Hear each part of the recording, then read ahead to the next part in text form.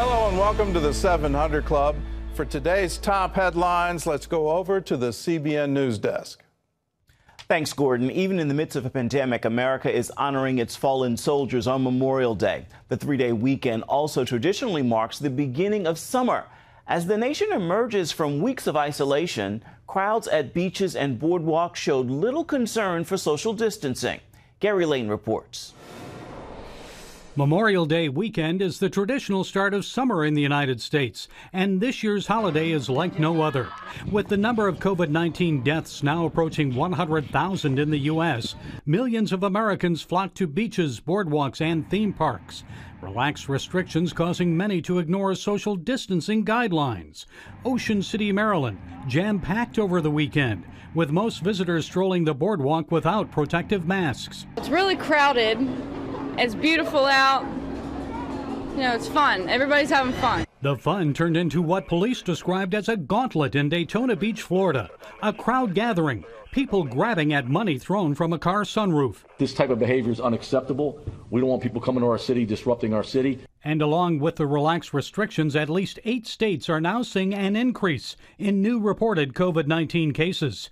White House Coronavirus Response Coordinator Dr. Deborah Birx said the numbers can only start declining if people follow social distancing guidelines. So you don't know who's infected, and so we really want to be clear all the time that social distancing is absolutely critical. And if you can't social distance and you're outside, you must wear a mask. In another move to protect the nation, the White House issued travel restrictions on non-Americans who have been to Brazil in the last 14 days after that nation saw a spike in cases.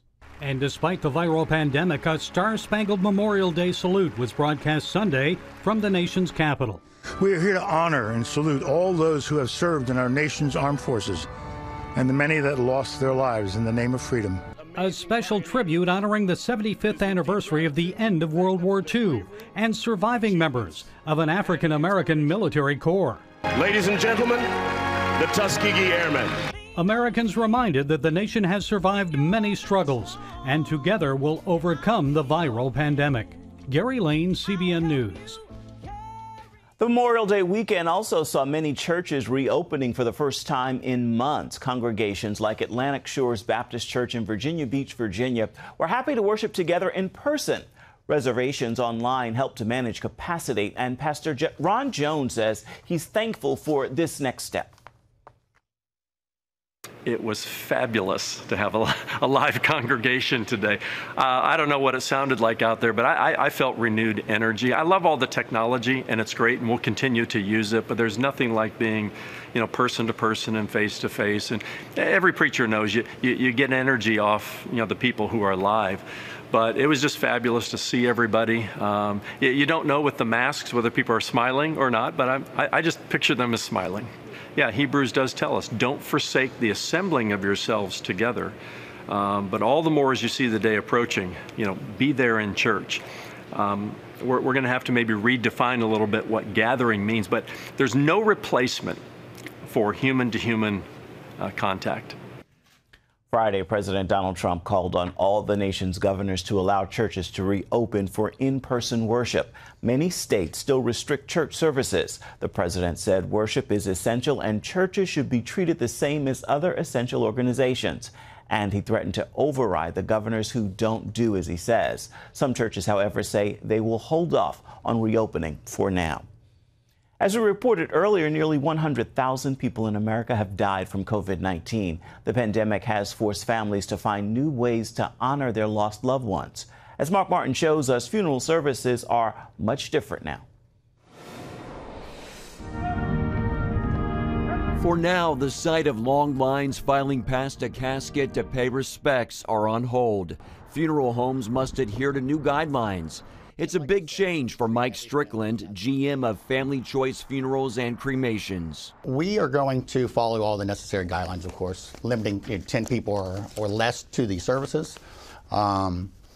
We are using all of our personal protective equipment. So we just want people to use common sense, and that's what we're doing. This is an evolving thing. The more we know, the better we are. But 6 feet away, 10 people or less, we're just using, common sense.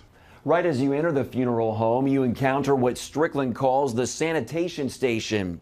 There are masks, gowns, tissues and gloves, wipes, and even hand sanitizer. We want to keep everybody safe, and we want to be safe as well. And we tell families, if you're sick, stay home. We can email you everything. Strickland staff is working with one family whose deceased loved one suffered from COVID-19. That is concerning to me and to the staff. So when we call the hospital, the place of passing, we always ask. And if the person does have it or has been exposed to it, we gown up, put gloves on, face masks. And that family that we have served, we have emailed. He tells CBN News he's using technology to work with the family remotely. Families are understanding, so if we have to do everything through the email or Facebook Live or something like that, people are understanding. Strickland explains how they now handle graveside services by sharing a recent example. The family was able to follow us to the gravesite, but they had to stay in their car. And they saw us go ahead and bring their loved one out of the hearse and place it at the graveside. Strickland calls this current season uncharted water, and he's taking it day by day. Mark Martin, CBN News. Severe weather hit parts of the U.S. this holiday weekend with at least 14 reports of tornadoes in the Midwest and Southwest. At least 200 homes were damaged in the area of Bowie, Texas, when an EF1 with wind speeds of up to 95 miles an hour swept through. A church was among the buildings damaged, including the food pantry. Heavy rain is expected through the south central United States this week, bringing threats of flash flooding. Repeated thunderstorms are expected to hit parts of Texas, Louisiana, and Mississippi beginning today and into the week. Some areas could see up to 8 inches of rainfall. Want to turn now to the political storm in Israel, where Prime Minister Benjamin Netanyahu appeared in court Sunday facing corruption charges. A 3-judge panel will determine his legal fate. Netanyahu says the prosecutors, the press, and his political enemies are trying to overthrow him. In a television interview, he called for full transparency.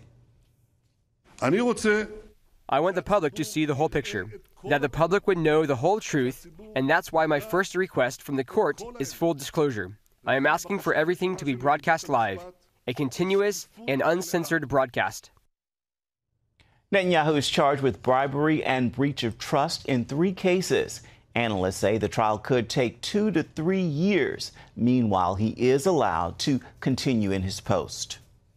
Every nation wants strong leadership, especially in times of crisis. History has plenty of examples, both good and bad. As Paul Strand reports, it's important to remember who truly calls the shots. God is in charge right now with the President of the United States, but not just this one.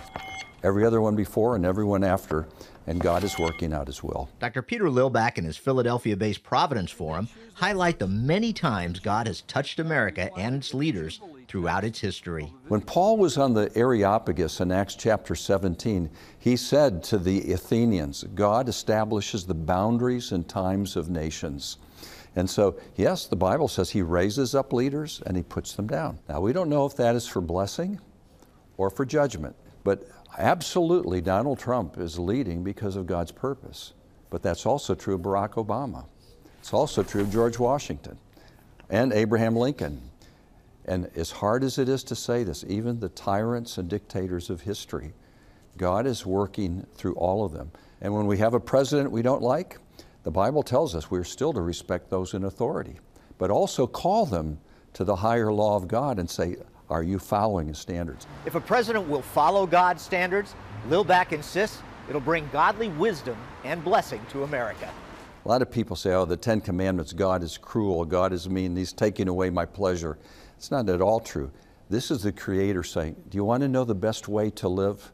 Follow my will. Such a follower leads his nation to seek God's will and ways. We ask the question, what's right, what's wrong? That is the great history of America at its best. God is well pleased to guide and prosper such a people. They know to do the right thing at the right way in the right time that brings blessings to many. That's our prayer.